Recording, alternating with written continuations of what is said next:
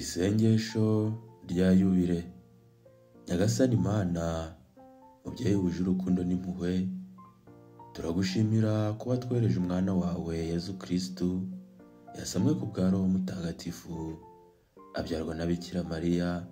Ijambo rye riratumurikira rikayobora intambwe zacu, amasakaramentu duhabwa muri kiliziya ye akadutungira ubuzima. Ku musaraba Yezu Kristu yadutsindiye icyaha n'urupfu, atwuhagiza amaraso ye asenya inkuta n'ibindi bitanya abantu, aduhuriza twese umuryango umwe w'abana b'Imana. Mu izuka rye n'izamuka rye mu ijuru yatwugururiye amarembo y'ubugingo.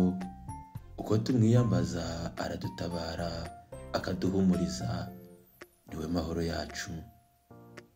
Mana mubyeyi wacu, shimirwa wowe uduhaye guhimbaza yubile. Turagushimira imyaka 2025 yo gucungurwa kwa bene muntu.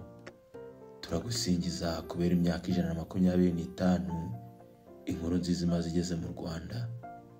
Turagushimira kubera abamisiyoneri ba Afurika bayituzaniye. Turagukuza kubera abantu b'ingeri zose bitangiye ubutumwa bwa kiliziya. Nyagasani Imana, dukomeze mu kwemera, mu kwizera no mu rukundo, dore kuba abahamya b'ukuri n'abagabuzi b'amahoro yawe.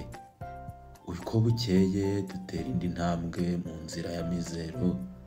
Roho Mutagatifu atumurikire, adukomeze mu nzira y'umukiro.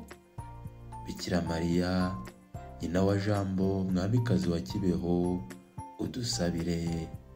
Amen.